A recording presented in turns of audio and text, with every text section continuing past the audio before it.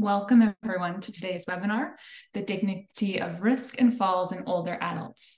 Today's webinar is facilitated by the Loop Fall Prevention Community of Practice. My name is Michelle Dukeman and I am the manager for the Fall Prevention Program at Parachute.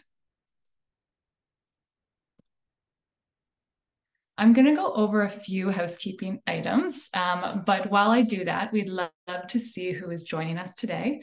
If you can, please let us know your role, organization, and location that you're joining from. That'll give us a good sense of who is joining today.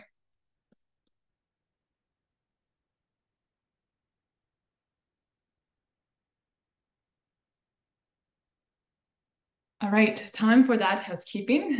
During the webinar, if you have questions about the technology, please type them into the chat box. My colleague Marguerite will be monitoring this space. If you have questions for our presenter about their presentation specifically, please submit those through the Q&A box that appears at the bottom of the Zoom window. Questions for our presenter will be answered at the end of the webinar. You'll be able to view questions you have asked, not questions posed by other participants. This webinar is being recorded and a link to the recording will be sent to all participants in a few days, along with the link to the presentation slides. Also, a special note, just want to encourage participation in the chat today. I know our presenter will appreciate your feedback. So we're hoping that it will be a good interactive discussion.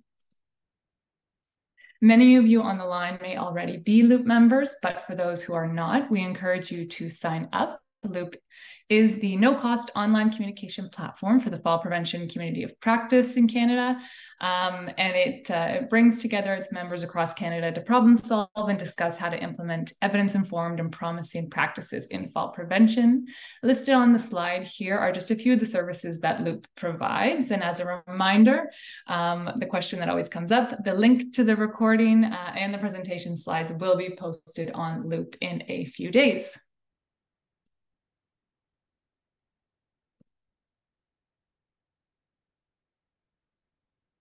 I would like now to introduce our presenter. Steve Robinovitch is a professor at Simon Fraser University and director of the Injury Prevention and Mobility Lab. His program on technology for injury prevention in seniors focuses on the cause and prevention of falls and fall-related injuries. And now, without further ado, Steve, you may now share your screen.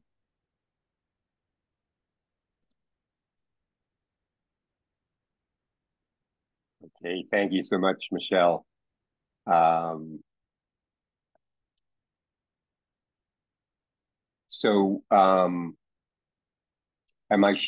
people see my screen? So we are seeing the working version of the slide. And yeah, now we are seeing just the slide. Okay, great.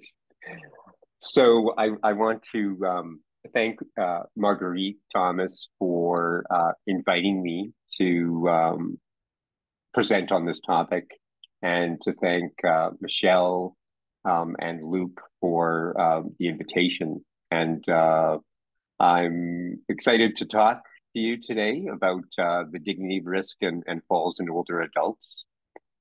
And I'm going to warn you that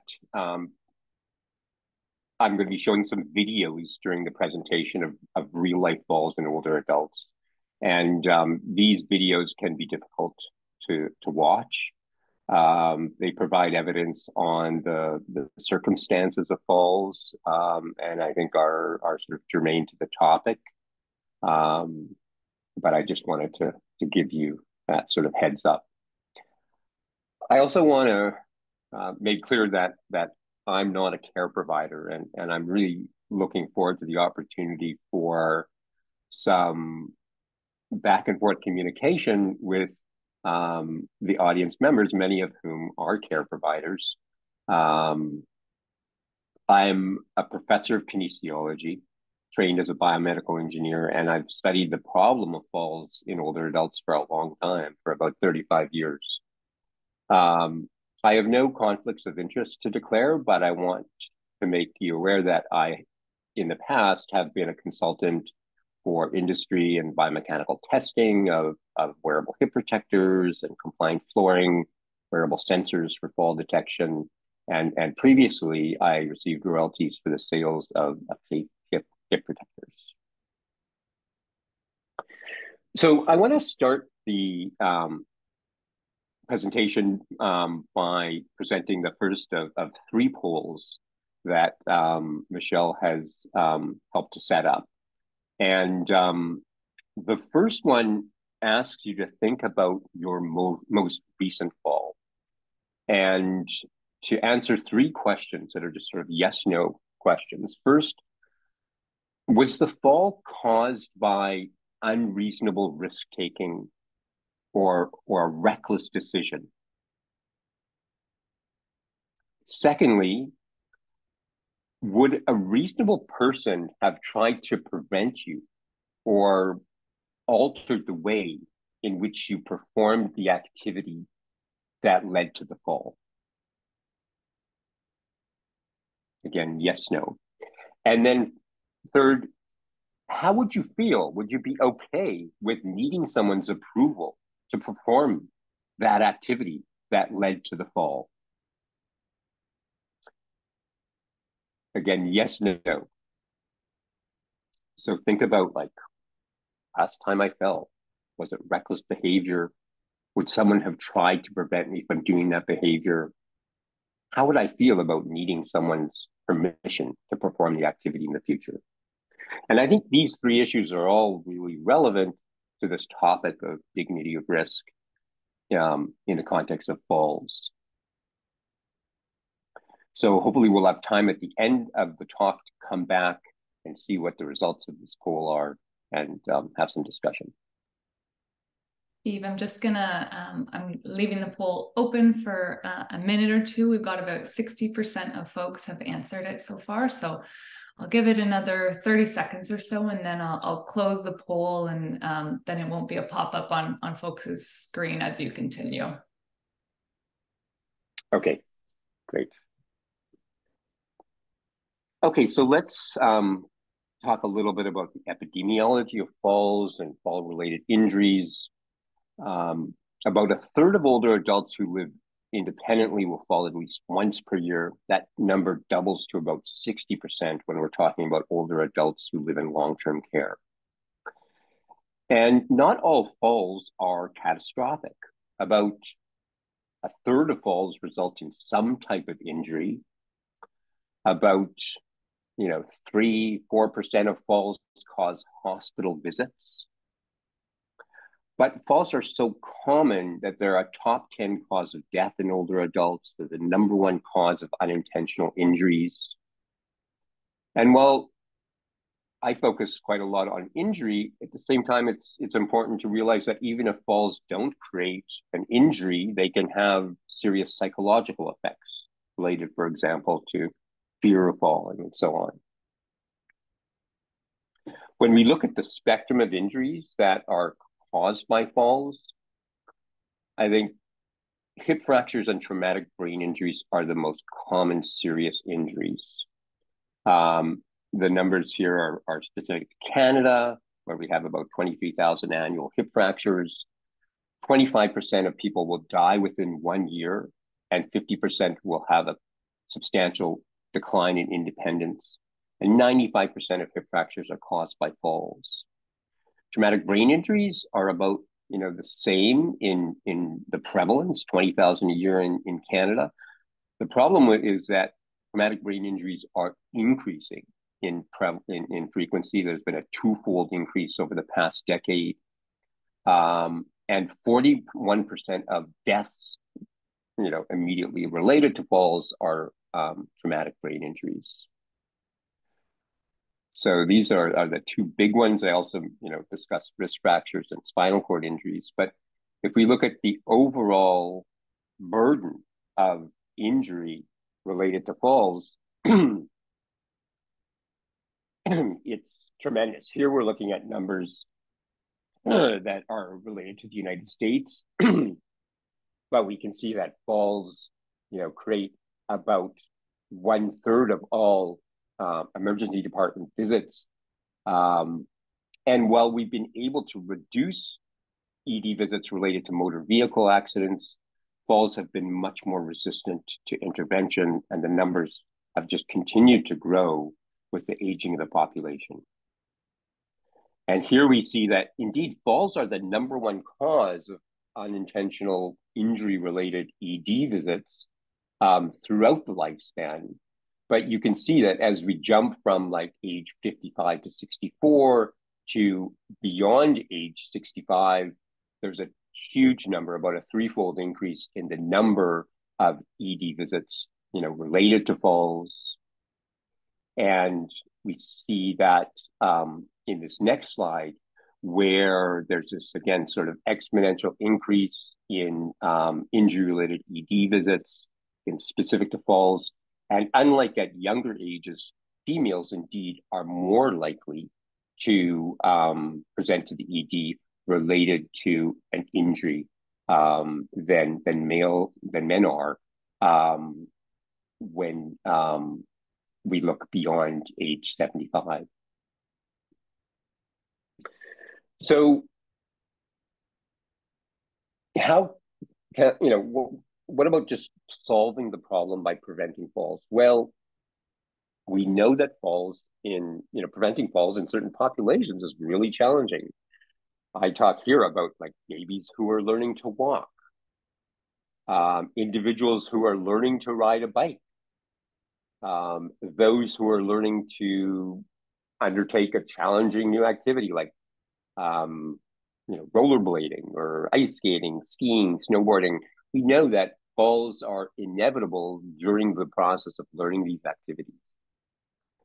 And older adults who are frail or transitioning to frailty can very challenging to prevent falls.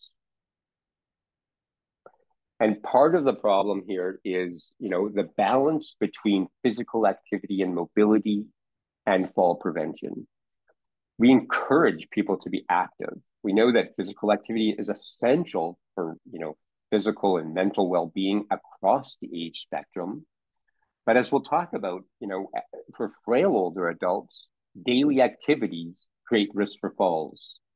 We might say that daily activities become a contact sport for frail older adults. Yet encouraging, physical activity and encouraging and allowing people freedom to make decisions, freedom to move, it may go hand in hand with, acceptance and freedom to fall. So we might think about, like, in general, in society, like, what sort of restrictions exist on risk-taking behaviors, physical risk-taking behaviors. And we might ponder that, society really places few restrictions on activities that create risk for physical harm, only to oneself. And, really, we've seen that so much, and it's fascinating to think about, with COVID, that individuals have generally been able to make their own decisions about, well, will I wear a mask? Will I go to this event? So on. And I think, we've had to realize that, people have different opinions and they are, entitled to make their own decisions. Where we do restrict behaviors is when your actions create risk for harm to others who have not agreed to that risk. And again, this becomes very sort of, relevant when we think about, duty of care and dignity of risk related to falls, things that we will, talk about soon. So here, I'm showing some icons related to activities that really create quite high risk for physical injury, whether that's mountain biking or boxing, football, hockey, skiing and snowboarding. We even create opportunities for people to pursue like race car driving. We think about, use or, abuse of substance, and, the risk for harm that creates, behaviors such as gambling. And then, the icon here at the bottom is depicting an older adult who may be putting themselves at a certain level of risk in just ambulating, even with a walker or a cane. So I think all these things sort of, relate to the issue of autonomy, self-determination, and the right to live with risk. Now, we then might, ask like, well, when we think about older adults and falls, let's go back to this first poll question that we asked, like, when we think about older adults and falls, are the cause of falls related to reckless behavior? And this is something where I think, my research can provide some insight. But before we get to that, we want to get to the second poll. And here I want to create, for you to imagine a scenario in the future where we have somehow come up with cures for all disease. And individuals might theoretically live forever, except there is one persistent remaining cause of injury and death, or one remaining cause of death, and that's injury. So, and I want you to even envision that, falls are that number one cause of death. So if you imagine this future, where falls are the only cause of death, how would you modify your behavior compared to how you behave right now? The first question is, would you become more sedentary to reduce your risk for falls? Yes or no? We know that physical activity relates to, risk for falls. If you're just lying in bed all day, lying on your couch, you're probably not at risk for falls. Then the risk for falls is going to depend on the nature of the physical activity that you pursue. So would you modify that behavior, becoming more sedentary? Secondly, would you adapt by increasing your use of protective gear? Would you walk around, for example, with a helmet?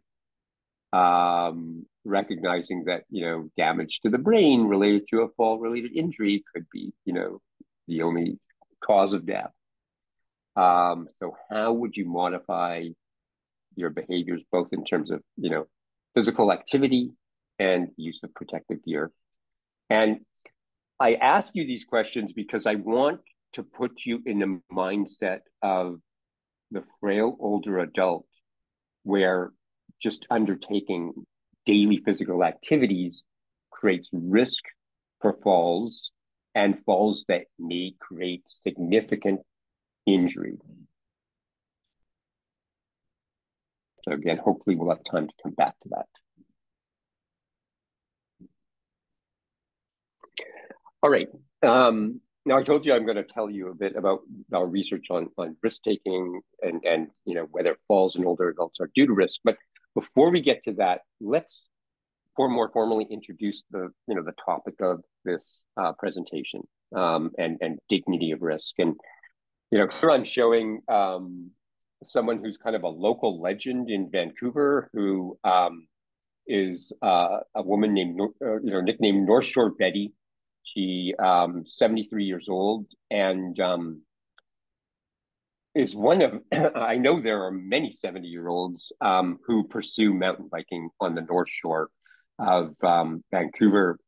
And here you see some of the paths and things that she's doing on her bicycle, riding ramps, doing jumps, so on. And really, it's quite inspiring, isn't it? But I think this closely relates to the concept of being able to make your own decisions and undertake, even if those decisions involve a risk. So the concept of dignity of risk was first introduced, and really wasn't termed dignity of risk, but in 1960, Bent Nurje was a Swedish physician who worked with individuals with disabilities. And he worked with them, encouraging them to plan their own activities and undertake those activities in the community. And he said that to be allowed to be human means to be allowed to fail. People with disabilities should be allowed to make their own decision without interference, even if mistakes are made. To deny someone the opportunity to make mistakes is to violate their right to make decisions about their own lives. I think this is really, kind of was groundbreaking work. And he was really one of the first to advocate for the right of individuals who have disabilities to make their own decisions, even if those decisions, you know, even if mistakes are made, even if risks are involved in those decisions. It was 12 years later, 1972, where Robert Perske was the first to use this term dignity of risk. And he was an American author, a theologian, and disability rights advocate. And we're going to read, I'm going to read quite a lot of what he wrote because I think it's really profound. He wrote that overprotection may appear on the surface to be kind, but it can be really evil.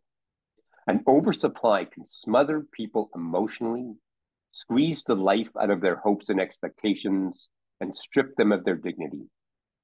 Overprotection can keep people from becoming all they could become.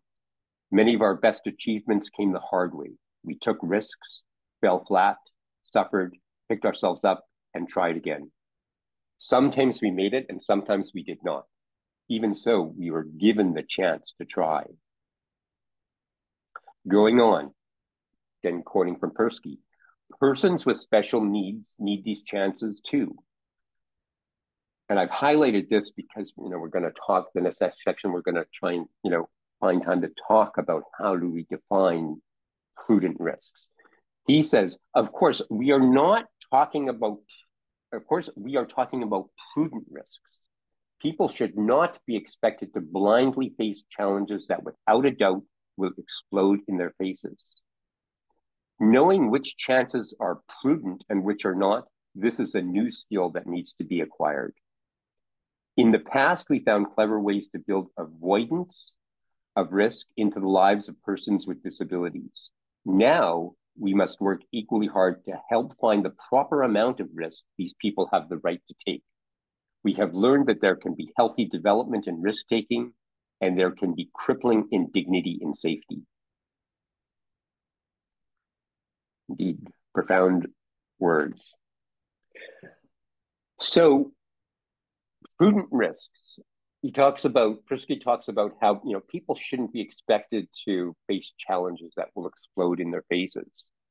So let's ask this question, like, what are the behaviors and perhaps decisions that lead to falls in older adults? Are falls in older adults caused by reckless behavior?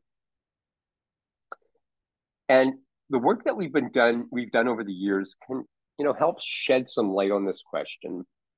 For over 10 years, we worked in partnership with 2 long-term care homes in the Vancouver area, where video from surveillance cameras in common areas of those facilities, in hallways, dining rooms, lounges, was shared with our research team. And we collected about 2,400 falls experienced by 658 individuals, mean age 64, 57% of them were women. And we used a structured questionnaire to answer certain questions, to classify falls. And what I'm going to talk about is, things like the activity at the time of the fall and, the biomechanical cause of imbalance, like how did the person lose their balance leading to the fall. For a large number of participants, we have consent to share their images for research and education, and all the videos that I'm going to show you and these images you see here are those individuals who have provided permission. So let's look at this first video, and we'll see that this was a fall due to a trip on equipment that was, in the hallway. So it's pretty easy to identify, what was the activity? What was the cause of this fall? Think about how it might be prevented. Here's another fall where we'll see that this woman has a great deal of postural unsteadiness. She's standing without her walker. See a great deal of, sort of stumbling and sway, and eventually she falls.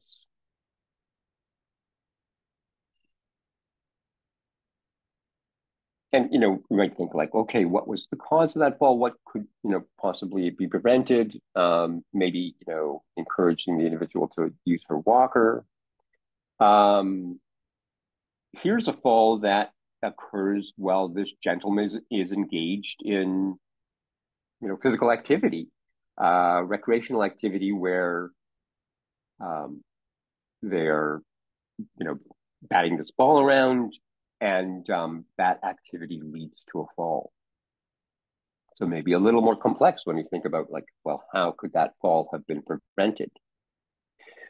And really, this video shows a more typical scenario showing the complexity of, these interactions between intrinsic and behavioral and environmental factors, and that, there's so often not, one solution that you can identify that could have prevented this fall.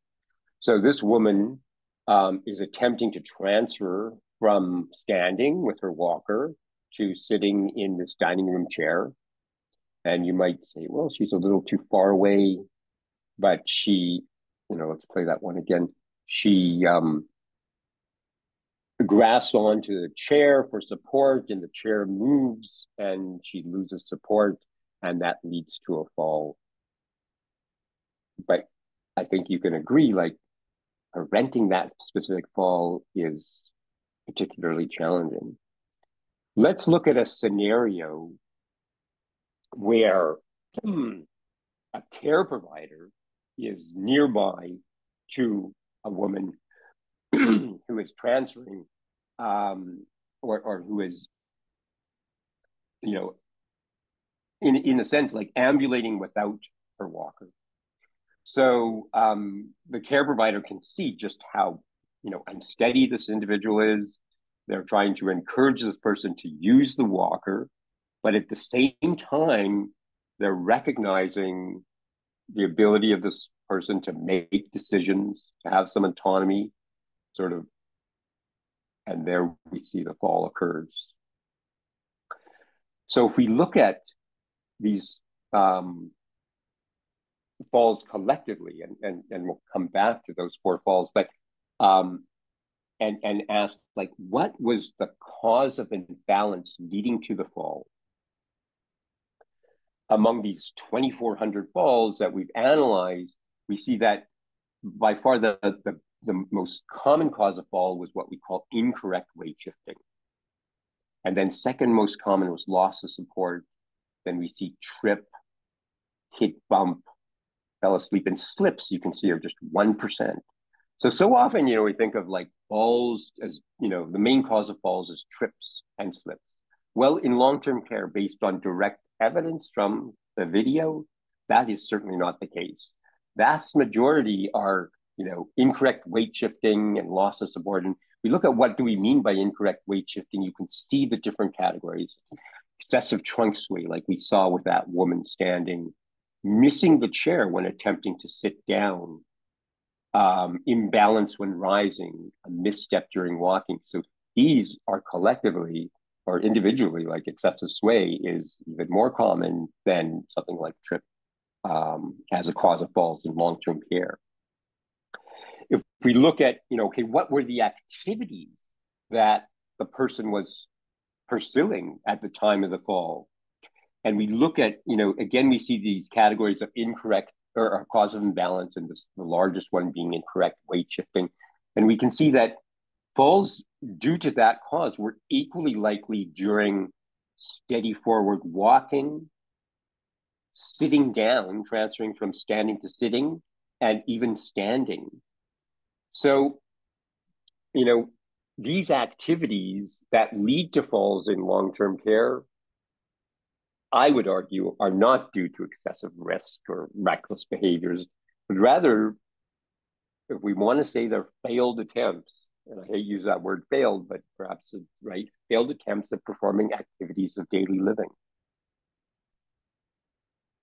Now, again, let's look at these these 5 falls that we showed videos and ask like, okay, what decisions, if we can think about like, what was the decision that the individual made to pursue a certain activity that led to a fall?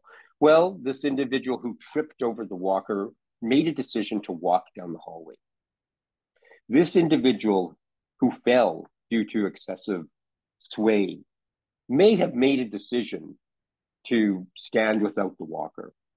Perhaps they forgot to use the walker. This individual, I would say, clearly made a decision to engage in this recreational activity of batting the ball around that led to imbalance and falling.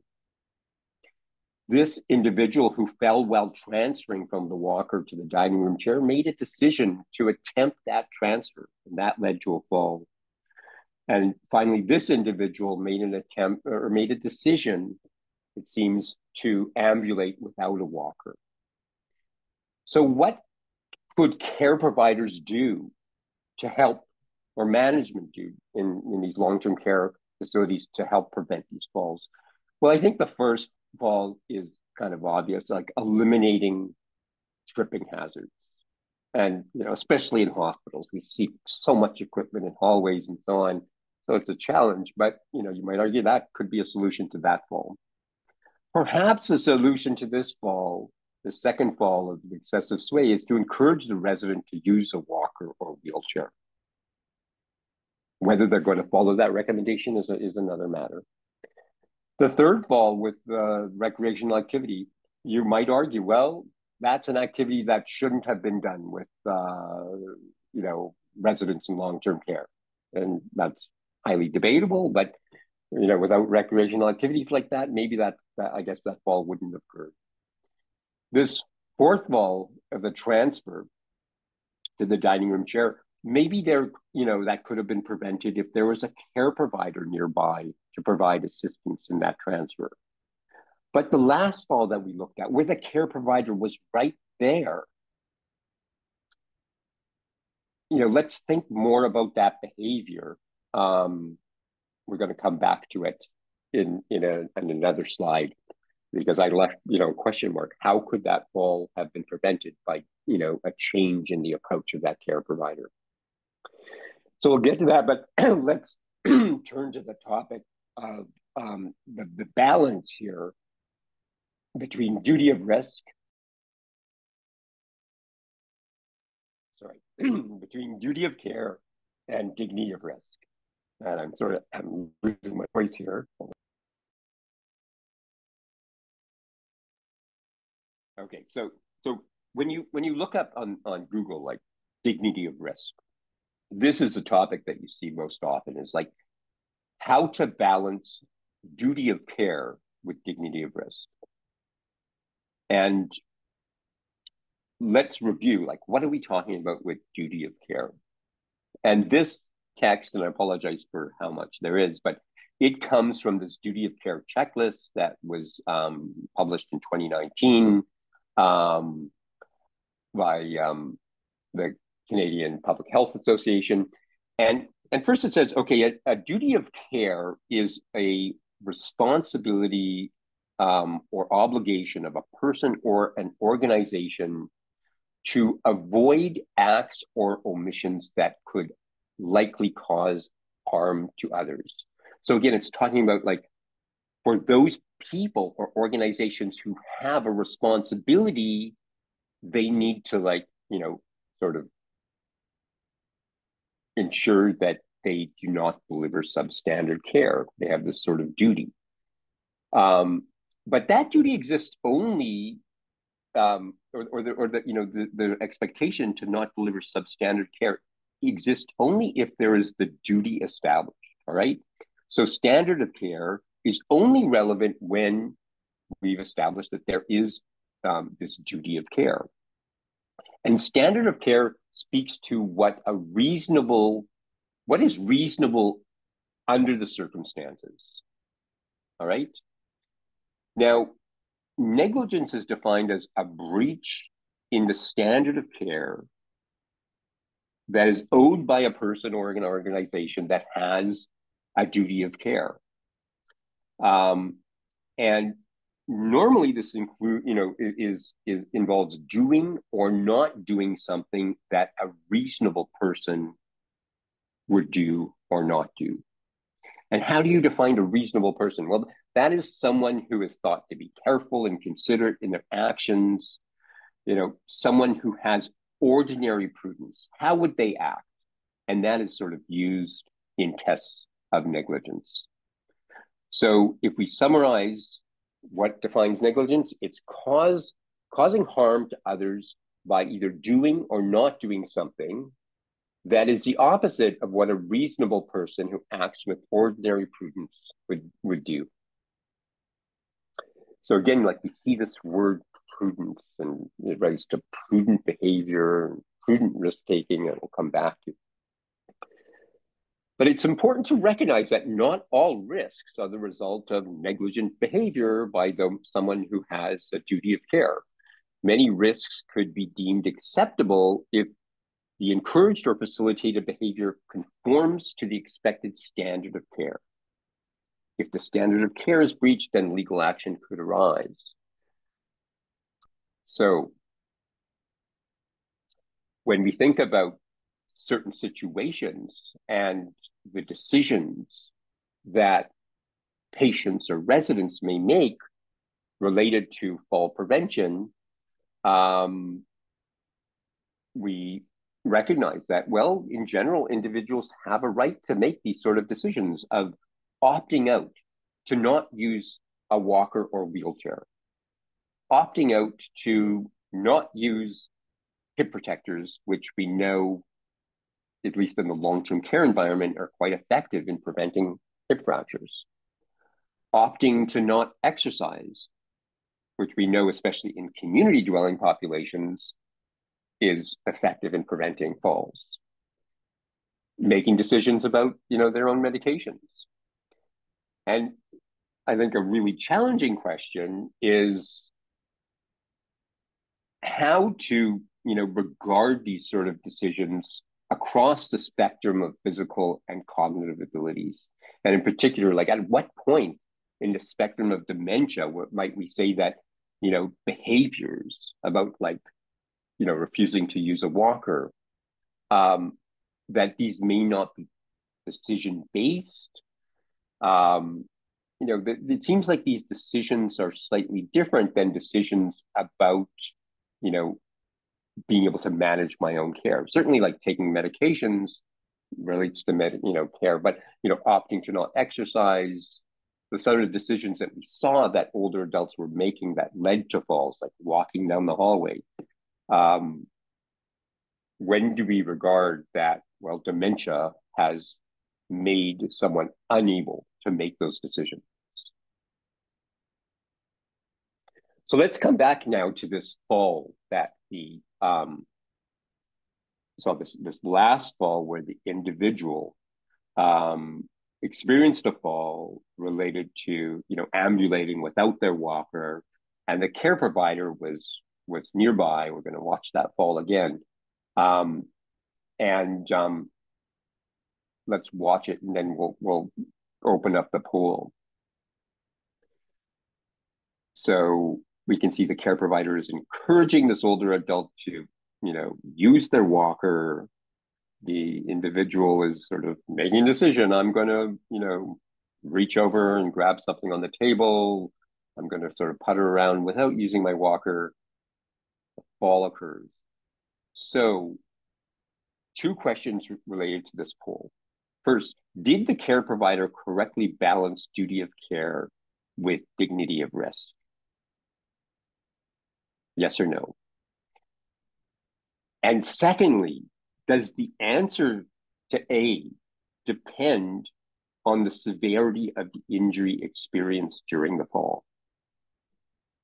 So if we envision 2 extremes, one is that fall was completely benign, the person sort of didn't suffer any injury related to the fall.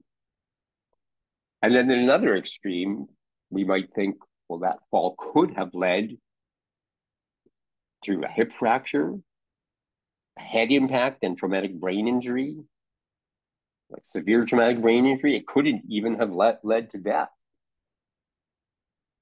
And does the answer to the first question on whether the care provider correctly balanced duty of care with dignity of risk, does that depend on the consequences of the fall?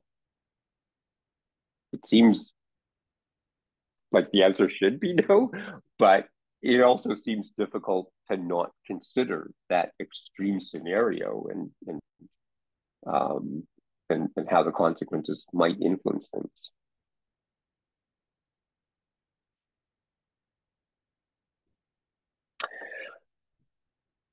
All right, so if we think about like, okay, how do we manage these two things? Duty of care and dignity of risk. And I think, the highlighted section here, it requires, this is from some fairly recent work by Wolford. And, it's interesting when you look at the history of dignity of risk and how, we reviewed the early work by, that Swedish physician, Nergi and Perske. And, that was like in the 60s and 70s. And really the topic wasn't talked about very much at all until quite recently, when it's undergone like a huge sort of, I don't know, I guess sort of renaissance and come up to the surface in our awareness. And a lot of that I think has to do with, patient-oriented care, patient-oriented medicine, and the recognition that, people are at the center of their care and people have the right to, make their own decisions. But how do we balance these things? And, the highlighted, reading the highlighted section here, translating dignity of risk into practice requires unambiguous policies, guidelines, and training about who will be responsible for the potential risks that may arise from resident-patient choices. And I feel Australia has, really, in a sense, taken a lead in this whole area. And they have formed an Aged Care Quality and Safety Commission that in 2022, published some material for care providers and for patients, talking about dignity of risk as an approach to managing care, saying dignity of risk is the right to live the life you choose, even if your choices involve some risk. And here's what your care provider should do in managing, the whole thing of duty of care with dignity of risk. First, make sure that you understand the risks to you and to others. Secondly, manage or work with you to manage those risks. And third, respect your decisions. And a lot of this arose from work that was initially done earlier in the 1990s. And in 1997, there was a Charter of Residents' Rights and Responsibilities. So talking about residents of long-term care. And quoting, it says, each resident has the right to maintain his or her personal independence, which includes a recognition of personal responsibility for their own choices and actions, even though some actions may involve an element of risk, which the resident has the right to accept, and that should then not be used to prevent or restrict those actions. So I think it was the publication of this, Charter of Rights and Responsibilities that then led to what we saw in the previous slide of like, here's the concept of dignity risk. Here's what your care provider should do in, recognizing this, dignity of risk and the right for you to decide. So when we think about the needs and challenges, and we're getting close to wrapping up here, care providers must balance efforts to minimize unreasonable risk for falls, with respect for the decisions of the person they're caring for to undertake prudent risks. So now we come back, and hopefully we'll have time, to hear thoughts from audience members on, how do we define prudent risks? And Perske gave us like a really sort of general, guideline saying that people should not be expected to blindly face challenges that without a doubt will explode in their faces. But, without a doubt is sort of saying, well, there was 100% chance that, that was just going to lead to catastrophe. And how often do we really know that? I mean, so often we're dealing with, situations where it's much more difficult to assign a certain, probability of risk for falling, and then, then go on to say like, that what's the probability of the fall being, benign versus catastrophic. So, I think this is really what's necessary is that we need to work together to develop consensus on strategies for defining prudent risks. And again, like there needs to be, along with these guidelines and inherent in these guidelines, strategies for communication between care provider and patient slash client slash resident, families, for this sort of shared decision making. That communication needs to, bring in like, what are the risk benefits of the activities? What are the control measures or mitigation strategies that are in place? And then what's another major challenge is, that the strategies must address the spectrum of physical and cognitive abilities of older adults that may be, under one's care. So finally, I'd like to, just acknowledge my partners and the research collaborators on this team, as well as the funding sources. And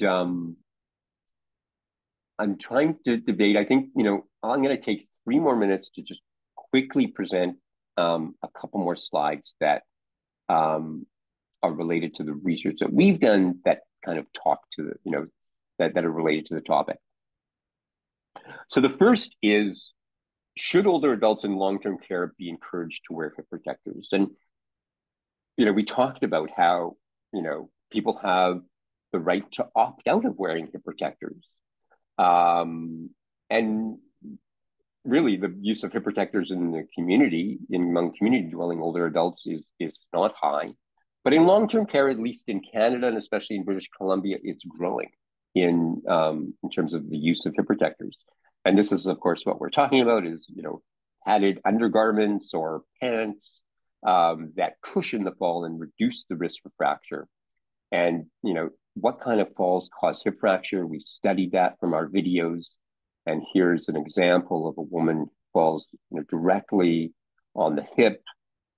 But it's not an unusual kind of fall. We see so often, like about 40% of falls involve impact to the lateral aspect of the hip. But this is the kind of fall that causes hip fracture. Again, like only 1% of falls cause hip fracture. We've done work and shown that hip protectors reduce risk for fracture by about 3-fold in long-term care. And maybe more importantly than that is we can get people in long-term care to use hip protectors. Now, how does that happen? Like, it requires sort of a shared commitment among, patients, residents, family, care providers, management, everyone down the road on the value in using hip protectors. Now, it's a challenge, of course, to get to people to wear hip protectors, but now I'm going to present an even bigger challenge, and one that seems perhaps even more ludicrous. Should older adults in long-term care be encouraged to wear helmets? And sort of talk about like a walking advertisement that I'm at risk. And some of the designs, if you're going to asking people to wear a bike helmet, like I don't know about that. Some of the designs seem not very aesthetically pleasing. this one over here is in the middle with the woman with the tube, that might seem reasonable. But why would you even consider this? Well, the problem for long-term care is 1/3 of falls result in head impact. And I'm going to show some videos here that are especially hard to watch, but you can see the problem. In fact, it's the forward falls that create the highest risk because older people in long-term care lose the ability to arrest the fall with the outstretched arms, even though they attempt a very strength demanding task. So 33% of falls involve head impact, 35% of injuries were to the head. You see women and those with impaired vision were at higher risk. But two more, points there regarding, mitigation strategies.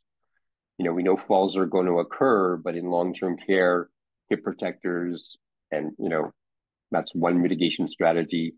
The helmet or head protective gear, even a more challenging one. But I will end there because I want to have time for questions. And I'll go back to my acknowledgement slide. And thank you very much for attending, and look forward to the Q&A. Thank you so much, Steve. That was a really fantastic presentation and very thoughtful, and appreciate all the visuals, although, like you said, hard to watch. So thank you again. I'll turn it to you, Steve, whether do you want to go back to the poll results right now, or would you like to tackle some questions? We've got about 7 questions in the Q&A. So I'll let you decide.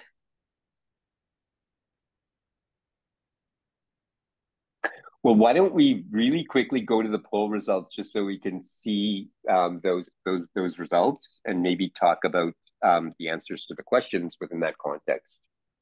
Sounds good. I'm just going to share the results. Can you see the poll 1 results? Yes. Perfect. Okay, so what we see is from poll 1 was we're asking people to think about their most recent fall. Was it caused by a reckless decision? 79% of people said no. Second question, would a reasonable person have tried to prevent or alter the way you perform the activity leading to a fall? 61% of people said no. 39% said yes. And then the third question, would you be okay with needing someone's approval to perform the activity that led to the fall? 86% said no, 14% yes. Okay. So let's look at poll 2.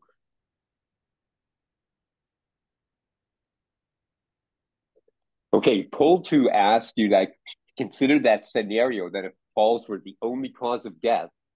First, would you become more sedentary to reduce your risk for falls? Interesting. Only 25% of people said yes. 75% of people said no. So they are not going to change the way that they lead their life. Number 2, would you increase your use of protective gear? For example, wearing a helmet while walking. 62% said yes. 38% said no. So again, interesting results there, saying like, I'm not going to change my activities, but I may adopt the use of protective gear. All right, let's look at the third poll. So again, this third poll was asking you to comment on this video where the fall occurred with the care provider there. And we asked, did the care provider correctly balance duty of care with dignity of risk? And 70% said yes. 30% said no. The second part of that poll was, does the answer depend on the severity of the injury experienced during the fall? 91% of people said no. 9% of people thought, well, I can't deny that the consequences could have an influence on whether duty of care was breached. So really interesting results. So maybe we can continue to sort of think about those as we have some time now for the Q&A. Absolutely. And yes, if anyone has any other thoughts on those, please feel free to share them in the chat with everyone. So I'm going to move over to the Q&A. And I want to start with one question that I think is particularly interesting. They ask, how are duty of care and dignity of risk approaches influenced by ageism? In other words, how do we make sure that ageism is not informing those decisions around duty of care and dignity of risk? So Steve, if you have any thoughts on that, or folks in the chat, feel free to share your opinions too. Mm-hmm.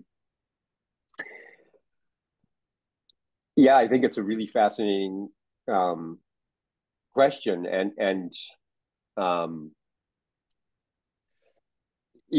brings in a lot of considerations about, like, okay, what is behind ageism here, and is there a legitimate concern about reckless behavior, and that these risks that people are taking are not prudent, they're not reasonable, they're bound to explode in their faces, and is the person unable to make decisions due to cognitive impairment? And even if those decisions are as simple as, something that was mentioned by another question, like, getting up from a chair, or walking down the hallway.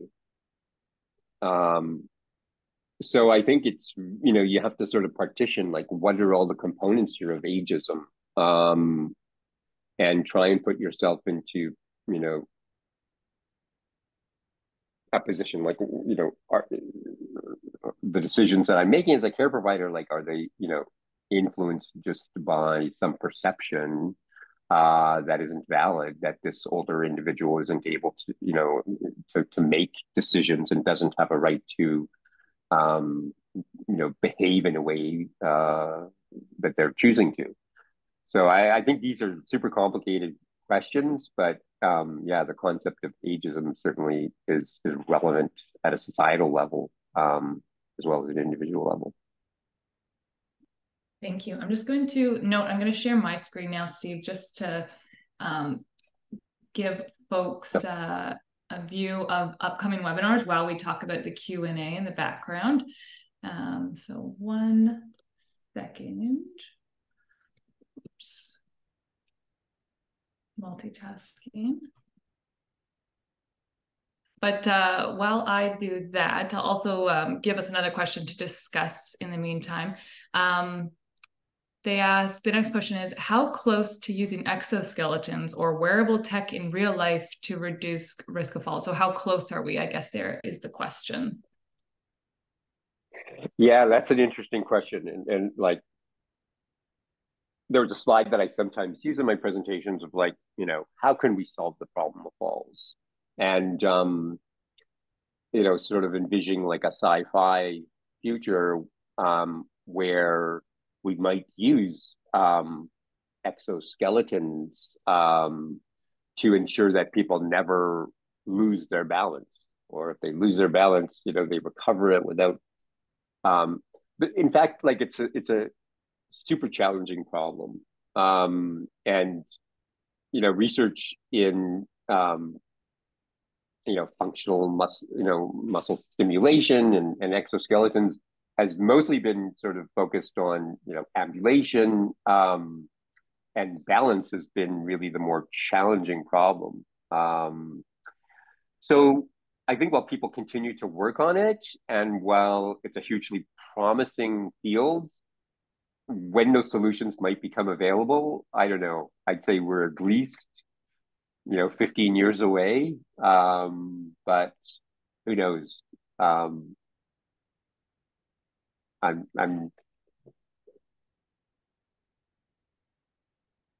There's another question that maybe I'll go to that is sort of interesting. It was asked, like, with all your expertise in fall prevention, have you managed to prevent falls in older adults in your own family?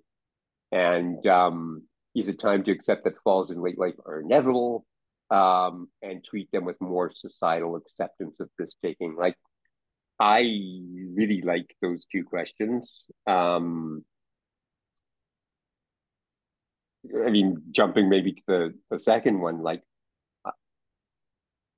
I think there's a stigma about falls, and there was a whole part that I wanted to talk about regarding embarrassment and falls, and how it's this very bizarre phenomena that even if you stumble and don't fall while you're walking with you know friends or colleagues or whatever, that act sort of induces embarrassment. And why are we embarrassed when we fall? I think it's just related to this sort of sign of a failure of your motor system in performing what is often like I think when this becomes embarrassing, it's like a regular daily task, like walking down the street. I didn't see that crack in the sidewalk that caused me to trip. I think if you fall while mountain biking, maybe that's not so embarrassing. If you fall while learning to ski, not so embarrassing. It's sort of expected, and maybe even like a sign of like you're, you know, um, you're challenging yourself, and. So I think this whole stigma about falls we need to get rid of it. Um, I haven't been able to prevent falls in members of my own family. My uncle, who I'm very close to, has Parkinson's, um, and experiences falls. I've talked to him about wearing hip protectors, but I totally, you know, recognize his right to opt to not use them. Um, I had an aunt who was experiencing falls as well, and I tried to, encourage her to like do things, but I've been very careful to not, um, sort of say you have to do this, and you no longer have the right to make decisions about, that lead to risk of falls.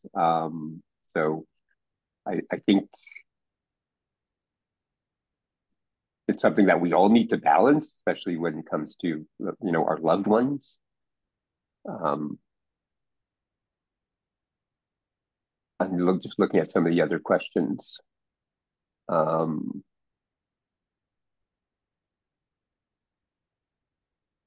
While you pick a next question, Steve, I'm just going to let those know on the line that we're going to answer a couple other questions, and so that will be on the recording. And if there's any outstanding questions, we can pull those and provide some written answers to those questions that warrant it. So keep an eye out for that. I will be sending an email in the next couple of days to everyone who registered and attended the webinar with the recording link, a link to the slides, all the information that you've seen on the slides about Loop and our upcoming webinars. We do have one at the end of this month on motivational interviewing.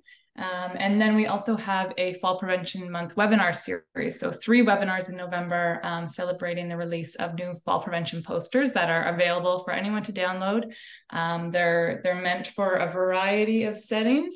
I hope that they meet people's needs. But the Loop webinar series is going to cover each one of the calls to action on those fall prevention posters, the move your body, improve your health, and remove hazards. So that's upcoming in November. And like I said, the post webinar email will have all this information for you. And when the webinar does end, an evaluation survey will automatically pop up. And we ask that everyone fills it out. It will help us continue to put on high quality webinars. And thank you. So if you're not able to stick with us for a couple more questions, no problem at all. We get it. But we hope to see you again and see you at our upcoming webinars. And thank you again to Steve. And I turn it back to you for any questions that you think would be good to answer live right now. Sure, and maybe like I'll comment and on there's a couple of related questions. Like one was asking about dementia and the prevalence of dementia in long-term care, and how this influences decision making and risk for falls. And then another question was asking about like the effectiveness of headgear, and those don't seem that related. But one thing I'll say is that this problem of head impact and falls, and 1/3 of falls in long-term care resulting in head impact, it's not a problem that is restricted or even specific to individuals with physical and cognitive impairment. In fact, it is I think if we look at the slide, I won't pull it up, but just to say that it was individual, like if you had a more advanced cognitive impairment, you were actually at less risk for impacting your head during a fall. So it was also like if you were more dependent in ADLs, you were at lower risk for head impact. So it's those individuals who are more physically active, and indeed individuals who have were less cognitively impaired, who are at more risk for hitting their head during a fall. So that makes me think about like individuals who live in the community who are frail or transitioning to frailty, but still, do not have dementia. They're at high risk. They're probably at as high risk for hitting their head during the fall as those who don't. So now regarding like headgear in long-term care, we think there are solutions out there, but there really has been no trials of acceptance and wearability, and talk about a challenge like we've been pretty good in long-term care getting, at least in Canada, and getting people to wear hip protectors. Can we get people to wear headgear? What are the right approaches? What are the kind of products that people might be willing to wear? We don't know the answers to any of those questions.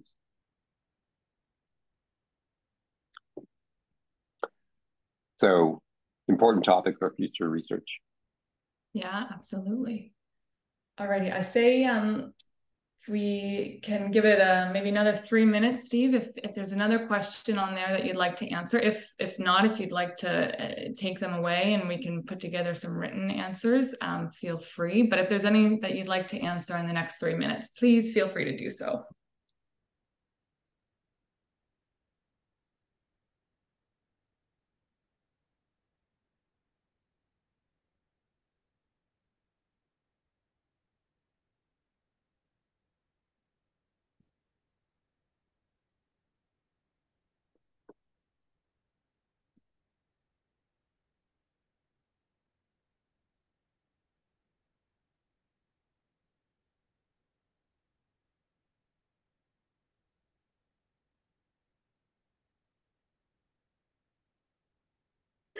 Yeah, there's an interesting question that was asked about like the likelihood of falling during different activities. Like, how does it differ during things like bathing, dressing, leisure activity? I think that's a really good question, and it relates to another question that was asked about the role of smartphones and sensors, and smartphones and being able to like monitor physical activity. But the truth is, like the answer to that first question, we just don't know. We don't know how risky is taking a bath, because we haven't recorded like the number of times people bathe and the percentage of those times that result in falls. It's just like I can say that the second most common activity that led to falls in long-term care was sitting down, moving from standing to sitting. But I can't say what's the portion of transfers of that type that led to falls. Like, what is the actual risk of falling and undertaking that activity? Because I didn't measure every time the person did that activity. So yeah, things like smartphones and activity classification, I think, have great potential for answering those sort of questions, and maybe giving us an idea of how and why falls occurred and how they might be prevented. But we're not there yet. Can't answer the first question at this point. Fair enough. Alrighty, so I'm going to close us down now. Thank you again, Steve, for your time and your insights and your thoughtful presentation. Just from the chat, I can see that people really enjoyed the presentation today and are very grateful for it. I won't go through my entire spiel again on what you can expect in the post-webinar email, but you will get it, everyone, in a few days. Thank you again, Steve. We really appreciate it. And I hope everyone has a great rest of the day. Thank you so much. Really enjoyed presenting and look forward to reviewing some of the comments in the chat and getting back to people with any unanswered questions. Absolutely. All right. Thank you, everyone, and have a great rest of the day.